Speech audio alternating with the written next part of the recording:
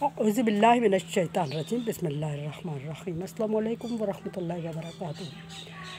सूरह नमल है मेरे सामने और सूरह नमल की आयत नंबर 11 है, पारा नंबर 19 है और रुकू नंबर 16 चल रहा है। आयत नंबर 10 में अल्लाह तबारक व तआला ने जो आखिरी बात फरमाई वो मूसा अलैहिस्सलाम को नसीहत फरमाई कि मूसा अलैहिस्सलाम डर नहीं। तीन नसीहतें यहाँ मूसा अलैहिस्सलाम को फरमाई गई। एक ये कि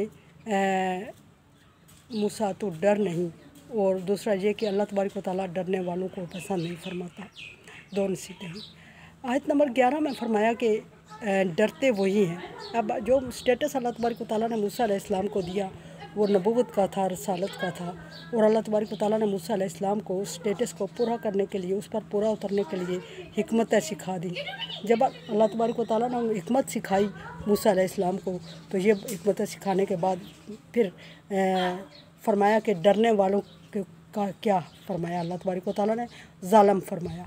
जो अल्लाह तबारक व तआला के हुक्म से डरता है, कबूल करने से या पूरा करने से डरता है, वो ज़ालम कहलाता है। और ज़ालम जो होता है उसको अल्लाह तबारक व तआला माफ़ नहीं फरमाते। लेकिन यहाँ किन ज़ालमों को माफ़ नहीं फरमाया जाता, मुस्तस्ना करार दिया अल्लाह तबारक व तआला ने कुछ ज़ालिमीन को भी। फरमाया कि जो डरेगा अल्लाह तबारक व तआला के हुक्म से, भाग जाएगा, रूगर्दानी करेगा, वो ज़ालिम हो जाएगा। लेकिन कुछ लोग ज़ालिम नहीं होंगे, उनको मुस्तस्ना करार दिया अल्लाह तबारक व तआला ने। वो कौन लोग हैं?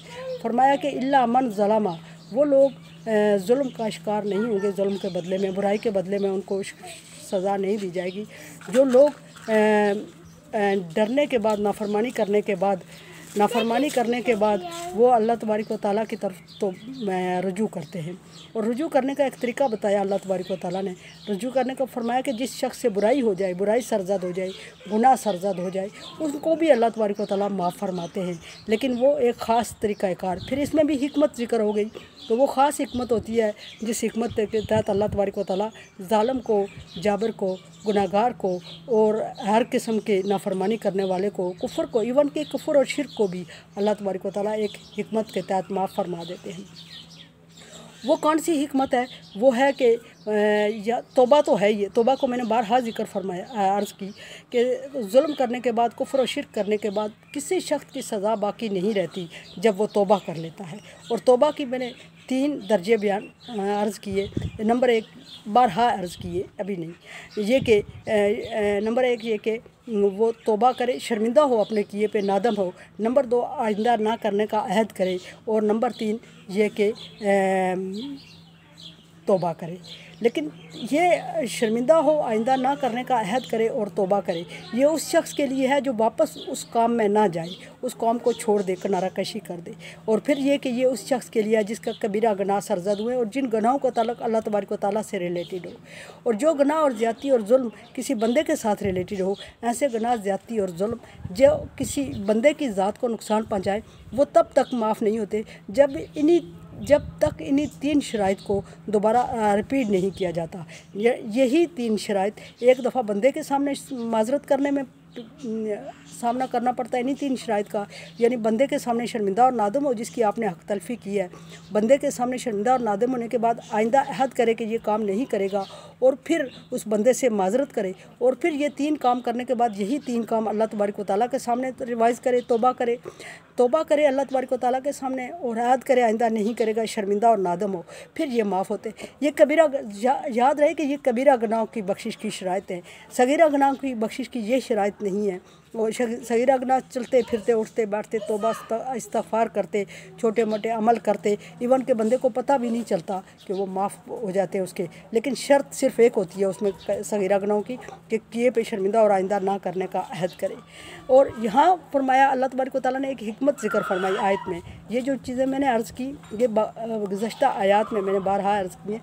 यहाँ अल्लाह तबारक व तआला इस आयत में फरमा रहे हैं कि जो शख्स जुल्म करने के बाद, उस बाद सुई हुस्ना बाद सुई, जो शख्स बदला हुस्ना बाद सुई, जो शख्स बुराई करने के बाद, उस बुराई के बाद नेकी कर लेता है या बुराई को नेकी से बदल देता है, उसको अल्लाह तबारक व तआला माफ़ फरमाते हैं। अल्लाह तबारक व तआला फरमाए इन्नी गफ़ूरुर रहीम।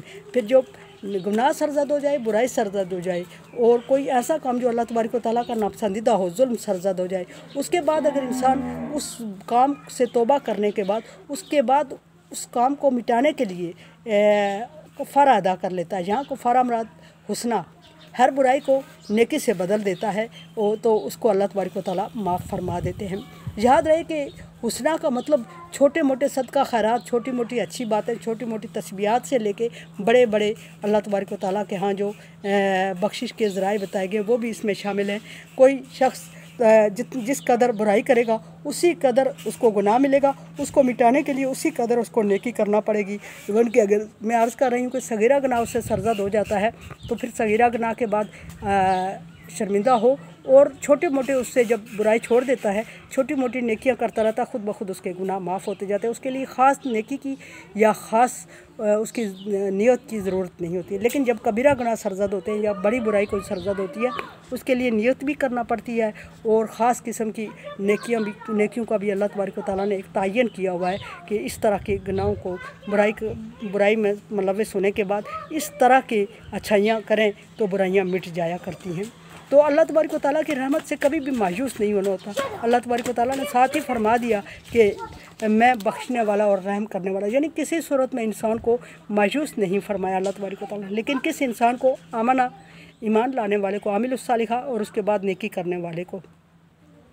پھر یہاں میں عرض کروں کہ آمنہ مطلب ایمان لانے کے بعد گنجائش رہتی ہے اور نیکی کرنے سے وہ پوری ہو جاتی ہے. لیکن اگر انسان ایمان نہیں لاتا اور صرف نیکیاں کرتا جاتا ہے تو اس کی نیکیاں بھی کاؤنٹ نہیں کی جاتی. عرض یہ کر رہی ہوں کہ ایمان لانا ضروری ہے کسی بھی برائی سے بچنے کے لیے. اور کفر شرک کی صورت میں جتنے انسان گناہ کر چکا ہوتا ہے ان سارے گناہوں کو مٹانے کی ایک ہی صورت اس وقت بنتی ہے کہ وہ اسلام قبول کر لے. اسلام قبول کرنے کے بعد پھر اگر وہ نیکیاں کرتا ہے اس کے گناہ سارے پچھلے والے مٹ جاتے ہیں. اللہ تبارک و تعالیٰ اپنی رحمت کے حساب سے اس کو زیادہ بھی عطا فرماتے ہیں. لیکن اگر اسلام لانے کے بعد انسان سے کوئی گناہ کوتاہی سرزد ہوتی ہے تو پھر اس کے لیے اس کے بعد توبہ شرط ہوتی ہے، اور توبہ شرط ہوتی ہے تو توبہ کے بعد اللہ تبارک و تعالیٰ وقتاً فوقتاً صغیرہ گناہوں کی صورت میں کیا اور کبیرہ کی صورت میں کیا میں نے عرض کر دی ہے. اور پھر اللہ تبارک و تعالیٰ نے یہاں یہ ٹاپک سے ذرا ہٹ کے بات ہو رہی ہے، یہاں تو صرف موسیٰ علیہ السلام کا ذکر ہوا، ٹاپک سے ہٹ کے میں نے عرض کر دی اس لیے کہ سامنے آیت آ رہی تھی اور اس آیت کو میں نے بارہا پیچھے ریپیٹ کیا، غفور الرحیم والی کو، اور بار بار اگر اس کے ذیل میں کوئی بات میرے ذہن میں آتی ہے تو میں سمجھتی ہوں کہ آپ تک بات پہنچتی رہے. میں اپنے ایریا سے ہٹ کے ذرا بات کر رہی ہوں، ماحول آپ کو سازگار نہیں لگ رہا ہوگا، کراس کر یا برداشت کر. قرآن سمجھیں، دیکھیں سمجھیں اور سبسکرائب کریں اور صدقہ جاریہ میں میرا ساتھ دیں. اللہ تبارک و تعالیٰ کا حکم تعاون علی البر والتقویٰ، نیکی اور بھلائی کے کاموں میں ایک دوسرے سے تعاون کریں. تعاون کریں، چینل کو شیئر اور سبسکرائب کر کے اور صدقہ جاریہ میں میرا ساتھ دیں. اللہ حافظ.